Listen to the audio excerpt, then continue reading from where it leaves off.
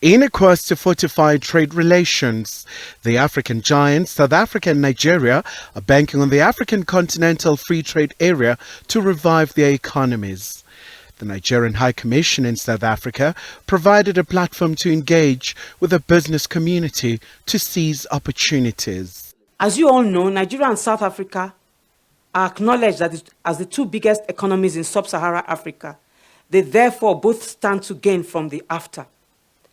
The areas of benefit, some of which had been mentioned by the High Commissioner, include the intra-Africa trade, investment and business knowledge and skills transfer, transborder infrastructure expansion and shared socio-economic development, comprehensive approach to border and customs management and data interoperability, fostering and boosting trade, investment, commerce and tourism in both countries and on the continent. Investors say the two nations have come a long way.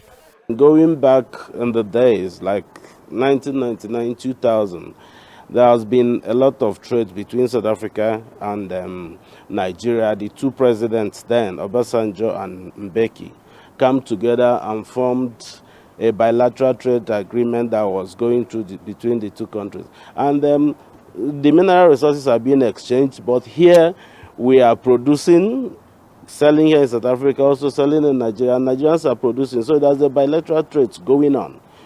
Nigerian High Commissioner in South Africa, Muhammadu Haruna Manta, says they're also dealing with a number of challenges which arise from time to time. We do have a lot in common between our people, but there's also a lot of misconception because lack of education is one. Because majority of Nigerians who live in South Africa are actually entrepreneurs and businessmen. They don't do jobs that South Africans do.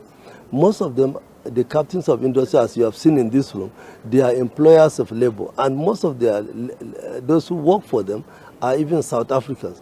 But the misconception out there is that a few miscreants on the streets are used to box the remaining of us who are doing legitimate business, who are also helping the economy of South Africa. So the only way to do that, I think, is the government to open up education between the people, and then for the laws to be applied creditably. Where the police have failed, the government has the duty to make them sit up and do their job. Criminality doesn't have nationality. Over 120 South African businesses are operating in Nigeria, and some Nigerian entities say there is a room for them in South Africa. Access Bank is present in 13 African countries, including Nigeria and South Africa, and also we're also present in Europe, in UK, and we've also just opened a subsidiary in France, Paris, exactly. So for us, it's about facilitating trade between African countries, and that is what we're here to do. You really can't say given the size of the South African economy, you really can't say that you're facilitating trade if you're not also present in South Africa. So today, this is our second year in South Africa. We came in here, we started operations in May 2021. South Africa and Nigeria also share a lot of aspirations, like the maintenance of peace and security on the continent. Khayelihle, Khumalo, SABC News, Johannesburg.